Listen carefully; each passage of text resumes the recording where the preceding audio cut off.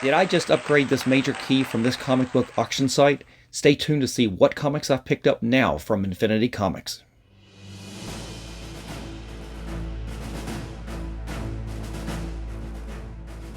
Welcome back, comic book fans. It's Rusty again from Collector Auctions, and in today's episode, we have a good old-fashioned comic book haul from a recent Infinity Comics auction on Hipcomic.com. Now, as you guys know, this is one of my new go-to places that I am finding really good keys at really good prices at really good conditions. I mean, we're hitting on all cylinders here, and I've been picking up some really nice books. Some of them are smaller books that I just want to have on my PC, but I'm actually picking up some really big keys these days, and this auction right here from this particular week is no exception. I picked up a book, and it will be the last one I talk about today, that is a major, I think it's a major upgrade to the book that I literally just upgraded recently. Now, I will have to send it into CGC, and we'll still have to play that game, but I think I might have upgraded past what I just bought. So stay tuned. We'll get to the books in a second. But before we do that, if you like this kind of content, definitely hit that like, slap the subscribe, and click on that notification bell so you guys don't miss out on any of the content I put out each and every week, Mondays and Fridays at 10 a.m. All right, guys, sit back for this comic book haul. We've got some good books in this one today. 12 seconds later. All right, so I have gone back once again to Infinity Comics and have won some auctions from their auctions that they have on hipcomic.com. Now, this is either the third or fourth episode now that I have spotlighted books that I've been picking up from them. And these are all books that I picked up during auctions that were run during a particular week. They weren't all from the same night, and they were over the course of a week, and then I basically paid for the order and got them in. And this is what I picked up from this particular week. But I've got one key in there at the very end. You guys have got to stay to the end to see how nice this book really is. It's very spectacular. And what's funny, as I talked about before, is that I literally had just upgraded a graded version of that in my PC. So if you guys follow the channel, you know which book I'm already talking about. If not, stay tuned for that reveal. But let's just get into the books. I am not going to go over potential grading on every book. I usually do that kind of thing, but in some of these cases, to be quite honest, if I don't go over grading in this, that means that the market is really down, and high grades on this, unless it's a 9.8, that means 9.6s, even though it might be a book from, say, 1975 or so, and it's in really great shape. If it's not a 9.8, it's not going to be really worth anything. Even 9.6s kind of fall off the cliff, and it's not even kind of worth your time to even get it graded. You might be nice to have it in your PC, and you might even get it cleaned and pressed. But if it's not that 9.8, then it's not going to be worth sending into the CGC. But it still might be fun it's still going to be fun to have in your collection. It's still going to be a high grade copy.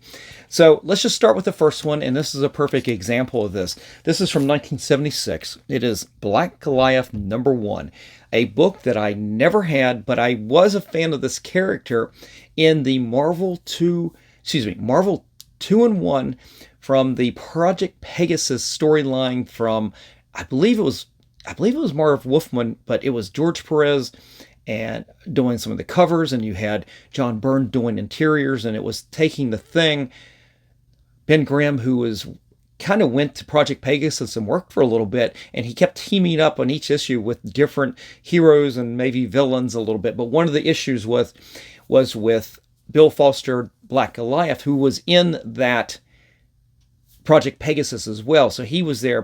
Bill Foster was there. Now, this is a character we have seen portrayed by Lawrence Fishburne in the Ant-Man movies and the MCU movies, but they really haven't portrayed anything with that. It'd be kind of interesting if they ever go back and they use that character for anything else other than just talking about things that happened in the past. But book I've never had, and I was glad to get this. It was listed as a very fine copy, and didn't pay a lot for this, so I went ahead and added it to the PC. Kind of took that chance that things that are listed as very fine, especially some of these older books, a lot of times it's mostly pressable defects. And I was taking a chance on this and hoping that it would be one of those that I could probably press up to get into that 9.6, 9.8 range. I don't think it's going to quite meet that, but once looking up the prices for what 9.6 is even, it just fell off completely, and it's not going to be really worth my time. Now, I probably will still clean and press this because I tried to do that with a lot of the comics I picked up in these situations, but this is one that probably will not go in for grading at this point. But it is still a fun book to have in your PC. A lot of these mid to late 70s books, they were experimenting and trying different characters and everything, are fun to have, especially when you get a little bit of Jack Kirby artwork there. I think he did the cover, but I don't know if he did the interior. I have a feeling like somebody like a Rich Buckler or somebody might have done that, but I'd have to look that up to be for sure. Anyway, let's leave that there. Now, here's one I took a chance on, but I didn't really care about grading, condition. Well, I care about condition because I want high grades, but this is a book that I wasn't too worried about getting graded, but it was a book that I wanted to add to the PC because I want to read this, because I'm such a fan of the Avengers, and having at one point almost the complete run of the original Avengers run, I had probably up towards the end just about every issue. And what I didn't have was all the giant size books, and that's what this is. This is Giant Size Avengers number 4. And I always remember that cover. You've got how do you say it? I can't even say his name. You know who I'm talking about. The Doctor Strange villain. I'm blanking on how to say the name. The words are not forming. But you've got, the main thing here is you've got the marriage of Scarlet Witch and the Vision, and of course you've got the marriage of the Swordsman and Mantis as well. So a book I've never read, but I was reading a ton of these books at the time because, I mean, you guys can see I've got prints of Avengers 120 right there. Let me show you what I've got right here. If I can bring it down, I've got prints of Avengers 123. This is all during that time period of books that I had, and it was focusing around Mantis. And this is probably, I'm not sure if this is one of the last Mantis stories, main Mantis stories, until that character was kind of picked up years later, but I kind of think it was. Anyway, we're going to read that book and enjoy that. It's actually in really nice shape. They've got it listed as a very fine, it's a square-bound book, and it's got some weird creases in the cover. It's all part of the printing. It's not part due to human error, but taking a quick look at this is actually in really, really nice shape. It does have a very tiny dog ear down here, but the top corner is super sharp. But again, I'm not really worried about getting that one graded. All right, next up is a book that I spoke about in my last Infinity Comics auction video, saying that I kind of wanted the book. And the book that was in that auction for that week, I bypassed because the grade it didn't look that good. But it popped up again, and I said I wanted to get it because I'm kind of going back and reading some of these Spectacular Spider-Man issues with this particular character. And this is his first appearance, and that's why I wanted to get that. It is Spectacular Spider-Man number 25. It is the first appearance of Carry-On, or Charon. How do you say that? I'm going to go with Carry-On and just be done with it unless somebody tells me differently. But this is his first appearance. And I talked about that in my last video, where he is the clone of Professor Miles Warren. And further down, there was some retconning of that character, and apparently there have been some other people who have been that character as well. I'm not worried about that. I was worried about the first appearances that were in Spectacular Spider-Man, because as a kid, I was reading these. I didn't read a lot of Spectacular Spider-Man, but I had some of those issues with that character in there, and he seemed quite unstoppable. And that was just I thought it was a great villain, maybe a little too much for Spider-Man. I don't think Spider-Man ever really could have dealt with that kind of character. But this is going to be interesting. I'll read this book as well because I'm curious to see what his first appearance was like. But while we're on Spectacular Spider-Man, in this particular week, there was another one that popped up, and it is the second time that I've gotten this from Infinity Comics.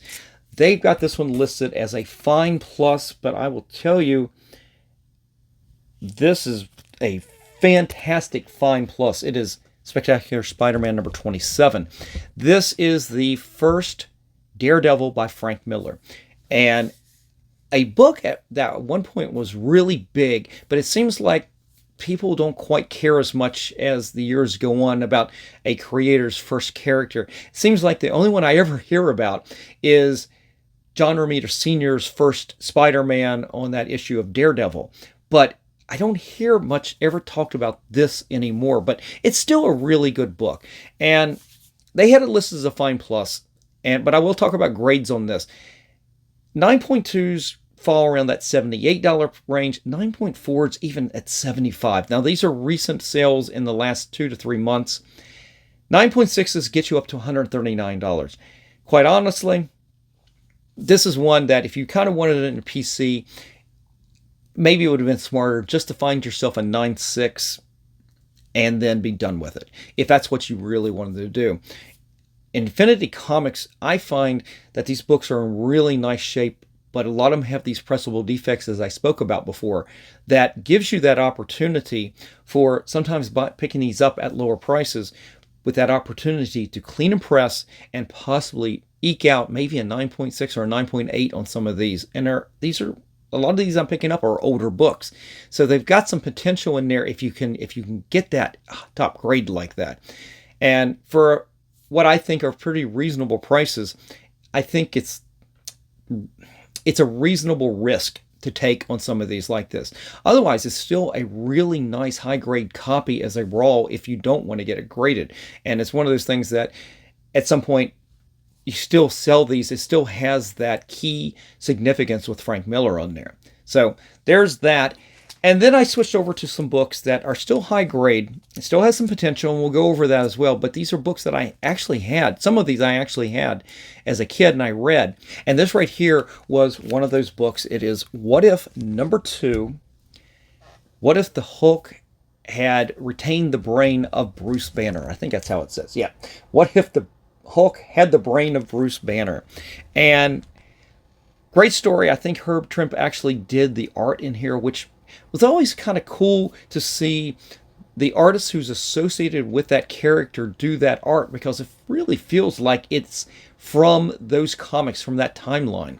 When you take a story like this and you'd have somebody completely different artists, it does have that completely standalone complex. But in a case like this, it feels like they pulled it right out of the Hulk issues during that current time. So really enjoyed this. It was a good book. These were square-bound books to begin with, and this is in really nice shape. The corners are fantastic. And again, there's times when I'm not worried about getting them graded, but in the back of my mind, I'm always worried about getting them graded and seeing what they're worth. Even though I was planning on keeping this as a raw, I'll give you some prices now. I listed as a VF. Again, square bound. It looks really nice. The corners, everything looks really sharp there. 9.6s though. Here you go. This is what I'm talking about though. 9.6s on this. If you want to go out there, somebody just recently bought one for $51. I mean, if you're going to make a run on some of these and getting them graded, it's not worth your time to even get it graded if you're looking at a 9.6. 9.8s do a little bit better at 169. Maybe it's just not as desirable as, say, the issue #1 on this, but I think it's a really great book. It's got a good story, so I kind of wanted to have it back in my PC. I've got it as a reader copy from back in the day, from 1977. I had these books. Never had issue #1, though. I had issue #2, and I had a good handful of them all the way towards the end of that original run. But I always loved this cover, especially. But we continue now with the next one I picked up was issue #6. And got one of my favorite teams here with the Fantastic Four. And what's cool about this is they took the what if concept. Sure, what if they had different powers? But they actually put the regular Fantastic Four from our regular universe on there as well. And I don't remember seeing them do that kind of thing in What If anymore. It was just, this was the only time I've seen them kind of do that kind of crossover. Now this cover does not indicate anything of what's going to happen on the inside of the book. But again, this is one that I had. It is a really nice copy. It definitely needs a press. This upper corner is a little suspect. I think it's because the cover comes over top of the pages just a little bit. The bottom corner looks pretty good, but it definitely needs that kind of press to kind of get them straightened out a little bit. But another great book. This is from December of 1977. Grades on this actually a little bit better than that Hulk issue, though. 9.4s. Oh, well, look at let's do 9.6s. 9.6s, $79. Okay, that's not bad, right? 9.8s are up to $175. 9.4s, though, man, these are the kind of books I think I'd put into a pre-screen, because 9.4s, literally somebody sold this for case costs, for $25. It's like, is that really worth your time? Makes you kind of think about when you send stuff into CGC about making sure that you do you get that minimum grade that you want on something like that. Anyway, let's continue with the what if theme here. Now, here's one of the ones I never did have. What if Spider-Man's Uncle Ben had lived? And you've got some Ron Friend's artwork on this, and I'd never read this issue, but when I ran across it during the auction, I'm going, well, I've never had that book, and I kind of like to read what happens in this. And then doing the research, I realized that it was Ron Friends who did the artwork, and I'm going, wow, I mean, this is from 1984. I'm kind of wondering, where did this fall when he was starting to do Spider-Man? Did this come out before or after he did the Spider-Man 252? I'm not really sure. I'd have to go back and really double check that, but this was definitely at the beginning of Ron Friends doing Spider-Man. So here you go. The artist who's on Spider-Man, or will be on Spider-Man at that point in time, is actually doing the artwork in here. So that's going to be interesting. I will enjoy reading that. It has some nice value. It is, again, this one's listed as VF Plus. 9.6s run about $71. We're being consistent about that. 9.8s, though, went for $225. So that was kind of interesting. All right, the last what if that I picked up from this auction, and all four of these are really nice. They are all listed as VFs, but after looking at the photos, I was convinced that they all were really in sharp, top condition. And this was right here. It's the next issue. What if Loki had found the hammer of Thor?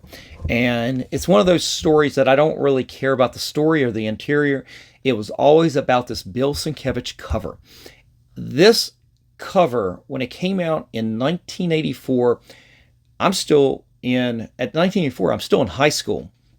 I'm an art student in high school, and I will dig it out. I make a promise right now that the next time I'm down at my West Virginia home, I will go through the stores and see if I can find the painting that I did. I did a recreation of this in acrylic mostly. I mean, because I'm in high school. I don't know what oils are at that point. I know what acrylics are. And I did a reproduction of this painting right there. And I always liked that. I don't know. I think I might have actually entered that in the state fair at the time. I'm not 100% sure. But I love this Bill Sienkiewicz artwork from that stage. And that's so much so that I tried to recreate it myself.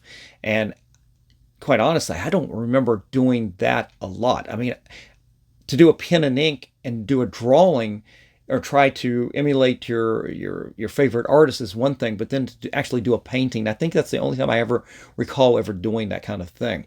Anyway, this one right here is actually, it's a really good cover, as I said. 9.6s, man, I talk about falling off the cliff. I think you fell off the planet. The last one sold for $16. I mean, are you crazy? Get a pre-screen, guys. 9.8, so $166. So that's not too bad. This is a really nice copy. Again, not too worried about grading. I'm not worried about reselling. These are more for fun to keep in the PC and to read, basically. All right. Down to the last three books, but the last two are the same. And I picked these books up from different nights, and it's a book that I've been picking up actually a few other copies of this book over the last year, and it's really out of nostalgia. I'm picking it up because it's a childhood favorite. It was a story that was made into a TV movie that was on in the early 70s, and I remember as a kid, and I've spoken about this before because I picked this up at one of my LCS's sales back at Thanksgiving. That was the last time I picked it up, but this week I picked up two copies of this, and I'm just going to show both of them at the same time because they are the same thing. It is Worlds Unknown, and the story is The Thing Called Killdozer. And this, again, was made into a TV movie. In fact, yeah, they don't mention it. It is a Theodore Sturgeon story, but to be quite honest here, let me move everything down, and I'll put this right here. This cover is not what happens in the story, not like this. In the story, you have, there's a construction crew who is making a airstrip on one of these specific islands, and they end up hitting a temple, and it releases some ancient evil that infests one of the bulldozers on the site, who starts killing all the people. And it doesn't look like this at all. It's kind of crazy. This cover was always super crazy, but it's not crazy like that in the story. But I always love this. But this book right here actually has some really good value if you get it graded. And that's why I keep picking up high grade copies of this. One, because I love it, and two, because of the potential right here. This right here, it came out in 1974. One of these copies was VF Plus, the other one was VF. To be quite honest, I can't tell the difference between the two. They are super great copies. But get this, 9.4s recently went for $110, 9.6s went for $242, and a 9.8 went for $306. That right there may be the best book I've picked up for the best value, because I didn't spend a lot for either one of these. But this is a book. It's funny. All these books make me happy. This book, or both copies of this book, makes me super happy. All right, guys, we're down to it. The last book I picked up from this particular week of auction wins from Infinity Comics.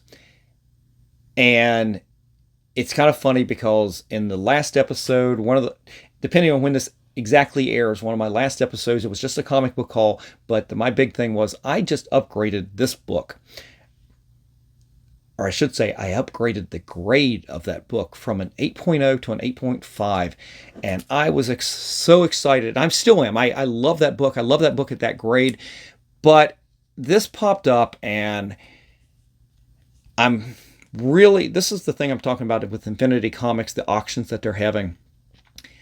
I've been really happy with the conditions and the prices that I've been paying on some of these auction wins. And it's given me the confidence to go after bigger books. And that's what I did here. I ended up picking this up right here, and I think it's a much better copy than the one that I picked up in the graded version. Now, I still have to clean and press. I still have to get it in the CGC, and fingers crossed that it's going to come back much better than that copy, that CGC graded copy that I already have. I'm going to show it to you.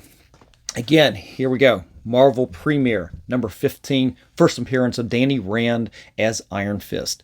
And 1974, I believe, right? Is that right? Yeah, March of 1974. 8.5s, the most recent was $264.